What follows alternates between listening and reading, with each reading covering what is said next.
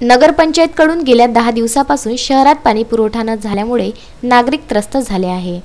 नांदगाव खंडेश्वर नगरपंचायतचा पाणी पुरवठा वारंवार बंद पडत असल्यामुळे नागरिकांना दैनंदिन कामे बाजूला ठेवून पायपीट करीत विहिरीमधून पाणी काढून आणावे लागत असल्यामुळे दैनंदिन कामे विस्कळीत होत आहे। त्यामुळे दुष्काळजन्य परिस्थिती नांदगाव शहरात निर्माण झाली आहे। नांदगाव शहराचे ग्रामदैवत श्री खंडेश्वर मंदिर येथे महाशिवरात्री महोत्सवाला सुरुवात झाली।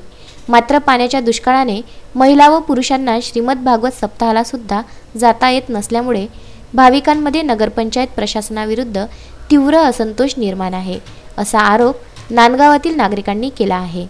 इकडले महिन्याच्या महिने असंच होऊन राहिलं, बिलकुल पाणी नाही भेटत आम्हाला। आम्ही काय करावं आता? आमच्या ठोकल्यावर विहिरीचं पाणी सुद्धा काढणं होत नाही ना। नळवाल्याला सांगतो मला, पण नळवाला नळच नाही सोडत, काय करणार? आम्ही म्हातारपणा विहिरीवर जा लागते, पाणी वळणं सुद्धा होत नाही आमच्या ज्यानं। काय करा?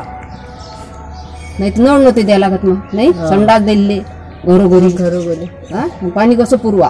15 दिवस झाले नळ येत नाही आहे।